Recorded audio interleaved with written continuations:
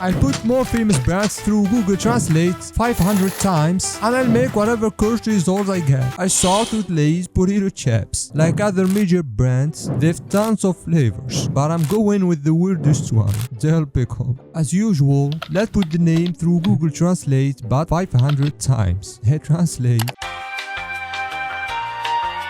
A few minutes later. And we get live. Honestly, very accurate for a potato bag that's half a head. Now, let's see what Google Translate will pick for our new flavor. Baked bean. Interesting. You need to put in some serious effort to burn baked bean chips. Anyway, let's start cooking. First, I'll place this empty bag here. Then, I'll move the original logo to the center. I'll delete all the letters except for the L and replace the rest with IE using Lobster 2, a very similar font to Lay's. You know what? I'll bring back the letter S. I want this to look as close to the original logo as possible. I'll give IE a drop shadow to match the rest, and it's a perfect line now. I'll borrow the same background from the pickle packaging. This looks like an empty mini golf course, so I'll change its color to a more beanish, appetizing orange. And maybe I'll do the same as what Lay's designers do, where they place a bowl of the chips on a napkin. So I'll sell this bowl very fast, clean it up a little, and then drag it into our new bag. Now we need some baked bean chips. I think I'll take this random burnt chips I found somewhere and place them on top. It's time to add some fancy to our scene. I'll take this neat napkin and place it underneath everything. I'll do a little color adjustment to match our bowl and add some shadows to blend everything together. Some on the Super Bowl, some on the napkin, and some cast shadows on the mini golf background. I'll also scatter some more of our weird looking burnt chips around, some on top and some on the bottom. Now, as is the norm of Lay's, besides stuffing half the bag with air, they tend to present the chip flavor with a picture on the packaging. I'll do the same. I got this can from here and place it on our bag. You may wonder why I'm using a canned tuna for a baked bean chips, right? Well, I'm not. Just couldn't find decent free canned beans picture, so I'll make one myself. I mask out the top part, take this small portion of beans from here and place it below the can. I'll add shadows so it looks like it's actually inside the can, and maybe some highlights too to sell the effect even more. We went from a mini golf course to an actual desert, so maybe I'll add some green leaves to lighten the mood, but I don't want them to steal the spotlight, so I'll wash out their color and apply some shadows. Now let's wrap it with the final details. I'll add the flavor name text in the center, give it a nice stroke effect, and place flavored underneath. Then I drag this disclaimer text so no idiot thinks we're selling some giant smelly beans chips. I'll also place this aka Illuminati logo from the original packaging. Add the legal info on one side and the product type on the other. And the new Lay's baked beans are finally cooked. I think the world is not ready yet for this, as it may cause some serious methane damage. Kit Kat, that the second brand will work on, they're known for their unusual Japanese flavors, but I go with a modest one, the dark chocolate version. So I'll type the name on Google Translate, put 500 and cricket game. Next, let's try with the flavor name and sassafras. Is this even edible? Anyways, let's begin. First, I'll work on the new logo. I'll place the Kit Kat logo here for reference. I'll start by drawing an oval shape, rotate it, then type the new name. I'll skew it a little bit and change its color to red. I'll take only the letter C, scale it up, duplicate it, then place it on the oval shape. And you will know why in a second. I'll drag the remaining parts of the name one by one. I'll place the Kit Kat logo on the bottom to trace over it. This is why I left only the letter C.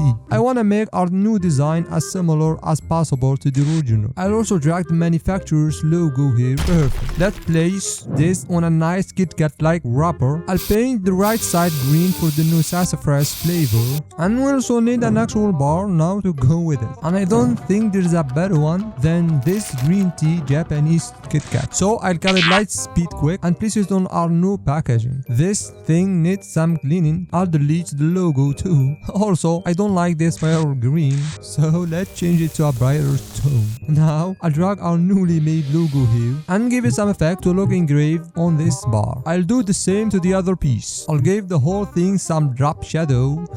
An empty background is no fun. So let's mix some sassafras drink on it like so. My jaw hurts from saying this word too much. Anyway, I'll change its blending mode for better contrast. I'm no herb expert, so let's hope these are the real sassafras leaves. I don't want our candy to give people hallucinations. I'll place one here and another one on top. I'll finish up this creation with the flavor name, a calories badge here, our new meaningless hashtag, and this slogan on top. Maybe I'll add this open form here badge to guide newborns on how to open this thing. And this is finally done. My only advice is just make sure to buy this from trusted sources. We translated some bean chips, then we did sassafras chocolate, and now we'll have some soda. Exactly the most famous one, Coca-Cola. And I think I'll go with the cherry flavor. I'll type the name in the input box 500 and then press the button. Choose Coco. It'd be such a cool name if it wasn't for the spelling error. Next, let's try with the cherry word. And yeah, a cacao rib soda will be a wild one to be honest. Anyway, let's start carbonating a new drink. First things first, I'll place the original Coca-Cola logo here to copy from. I'll type the new name here using the same font. And obviously, the first letter needs to match the original. I'll make some small, rough, fast tweaks here and there on the new logo, but I polish it up behind the scenes as usual. Perfect. Let's drag it to this empty soda can and I'll place it somewhere here. But you know, this is just a newbie company, so no one will recognize the name horizontally like that. That won't work for us. Instead, I rotate the logo vertically 90 degrees like the Coca-Cola classic design. I'll also apply the same color scheme to the can. This is a special flavored soda, so I'll split the colors and make the top up brown, where I'll also place the red flavor name. Maybe I'll borrow this John side from the cherry can design, but with a rib instead. I found this one, I place it here. This looks hideous. So let's change the red drawn design to match the original. I'll complete our design with this text too. Great. Coca-Cola has a diet version called Diet Coke, so let's make our version too. I'll type the new choose name here with the same font as Coke. Then I drag the diet word here. I'll place the flavor name on top and I'll finish things up with the same text as the normal design. And we are done. Here's the new choose Cocoa red flavored soft drink. I think this could be a nice combination if done right. Finally, we have the best gummy bears brand out there, Haribo. They have other types of candies too, but they are best known for their gummy bears, and their main mascot says a lot about that. So let's put the name through Google Translate here and then type the candy flavor gold bears. Put the factor to 500 and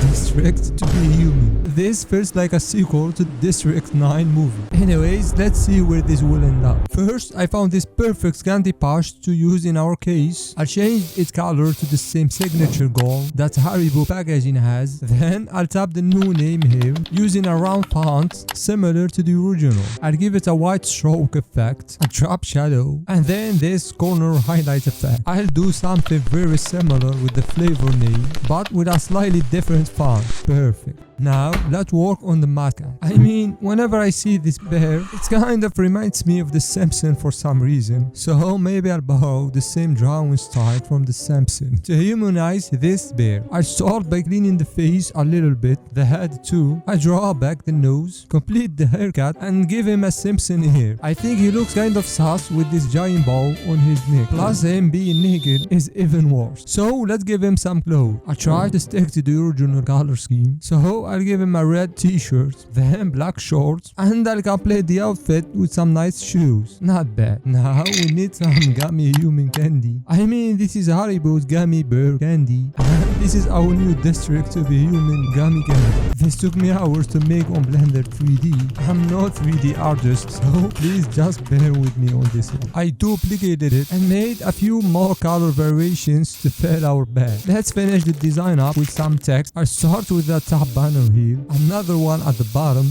I forgot to add the flavor picture on the packaging. I'll also add the flavor text at the bottom and the product type text on this side. Finally, I'll add our originality badge here and we are done. The new district Gummy to be human candy is packed. You can watch previous parts of this series on my channel. Thank you for watching.